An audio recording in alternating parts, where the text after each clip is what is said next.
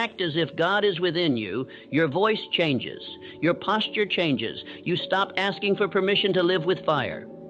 And when you stop waiting, heaven stops waiting too. This is not a lesson. This is a summons. If you are hearing this now, it is because something in you is ready to rise. You have waited long enough. The silence you feel, the restlessness inside you, it is not confusion. It is a call, a divine order echoing from within, commanding you to stop living like you were forgotten. You were not made to shrink.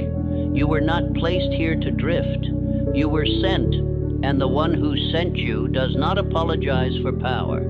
The man who listens with reverence, who studies this again and again until it becomes his new law, he will not just change. He will become the living proof of purpose, sent with clarity, walking with power, and finishing what heaven began. Now listen, because the moment you believe this truth, you will no longer walk as a man. You will walk as one who was sent.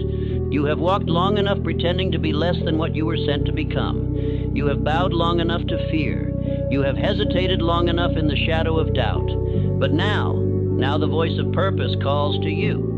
And if you will obey what is about to be spoken, not just hear it, but obey it, you will never again be the man you were before this hour. Because what I'm about to give you is not motivation. It is law, not advice, instruction. It is the truth of who you are beneath the story, beneath the excuses, beneath the hesitation that the world has taught you to wear. And here is that truth. You were not made small. You were not sent here to drift.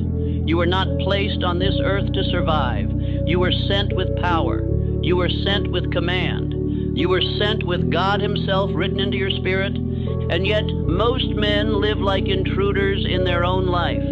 They apologize for wanting more. They hide their fire. They speak with hesitation, act with delay, and wait to be approved before they move. Not because they lack ability, but because they have forgotten who sent them. And the world prefers it that way. Because the man who walks as if God is within him, that man cannot be controlled. That is why this truth is not handed out in schools. It is not printed in the headlines. It is not celebrated in public. Because when a man begins to think as if heaven lives inside him, he becomes ungovernable by weakness. He no longer listens to the noise. He no longer waits for support. He no longer serves fear.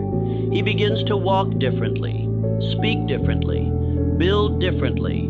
And the moment that man appears, systems that rely on confusion begin to collapse. You must understand this.